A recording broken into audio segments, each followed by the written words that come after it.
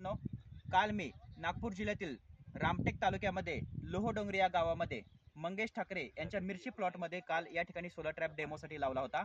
तर हा solar trap काल रात्री 6 वाजता ऑटोमॅटिक शेतामध्ये चालू झाला आणि 10 वाजता हा ट्रॅप शेतामध्ये ऑटोमॅटिक बंद झाला. तर तुम्ही पाहू शकता मिरची प्लॉटमध्ये किती प्रमाणामध्ये या ठिकाणी तुम्ही पाहू शकता किती जे काही पांढरी माशी, मावा, तुडतुडे, फुलकिडे, परत आळीचे जे काही पतंग आहेत तर ते किती मोठ्या प्रमाणावरती जमा झालेले आहेत तुम्ही या ठिकाणी पाहू शकता.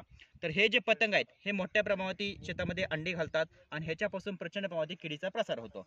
तर मंगेश सर, काल आपण ह्या शेतामध्ये प्लॉट लावला, या ठिकाणी डेमोसाठी लावला होता. तर तुम्हाला काय वाटतं, तर याच्या माध्यमातून किती प्रमाणामध्ये किडी गोळा झालेत आणि कसा वाटतोय हा रिझल्ट? एकंदरीत तुमचा अनुभव तुम्ही त्या ठिकाणी सांगू शकता. नाही, काल ज्यावेळेस आपण 6 वाजता हा सोलर ट्रॅपर लावला आपण, त्यानंतर असं वाटत होतं की एवढ्या प्रमाणात त्याचा रिझल्ट येईल ही अपेक्षा नव्हती. अच्छा. आज जे दिसत आहे त्याच्यात भरपूर असे किडे मरून पडले आहेत. त्यामुळे खूप एवढी अपेक्षा नव्हती ह्या प्रोडक्ट कडून, एवढी अपेक्षा नव्हती आणि जे दिसत आहे खरंच हे अद्भुत आहे. प्रत्येक शेतकऱ्यांनी हे घ्यायला पाहिजे असं मला वाटतं. बरोबर, ठीक आहे. तर काल आपण डेमोसाठी एक एकरी आपण ठिकाणी एक लावला होता, डेमोसाठी फक्त लावला होता. तसं ह्याचं एकरी तुम्ही 2 सोलर ट्रॅप जर लावले तर त्या ठिकाणी प्रचंड प्रमाणात शेतामध्ये जे काही रसशोषक किडी आहेत तर त्यांचं ठिकाणी नियंत्रण राहणार आहे.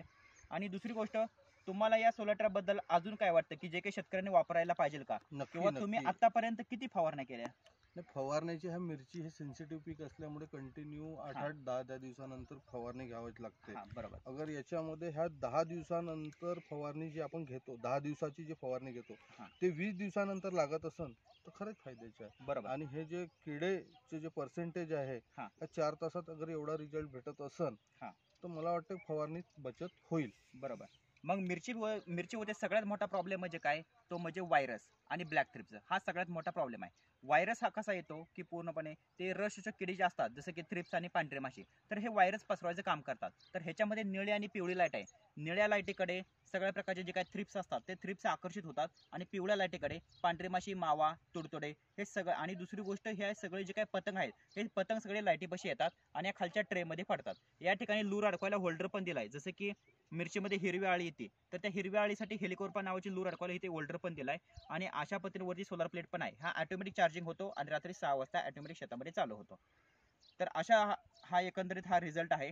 तर एकंदरीत मला असं वाटतंय का एका एकरामध्ये कमीत कमी 2 ते 3 असायला पाहिजे, त्याच्यामुळे अजून चांगले रिझल्ट आपल्याला मिळतील. बरोबर, ठीक. आणि तर तुम्हाला फायदेशीर असा प्रोडक्ट आहे हा. शेतकऱ्यांनी किड्याच्या म्हणजे काय म्हणतात त्याला, कीड मारण्यासाठी हे उत्तम आहे. अच्छा. मग तुम्हाला काय वाटतं याच्या माध्यमातून किती तुमचा फवारण्या वाचतील किंवा किती तुमचं हे होईल, असं तुमचं काय अनुभव? मला तरी असं वाटतं का याच्यात जसं आपण 10 दिवसांनी फवारणी करत होतो ते आता कमीत कमी 20 दिवसावर जाईल. अच्छा, ठीक आहे. आणि एक नॉर्मली एक अडीसाठी फवारणी करत राहू लागू. बरोबर. तर ठीक आहे. अशा तुम्ही मोलाची मार्गदर्शन केल्याबद्दल धन्यवाद.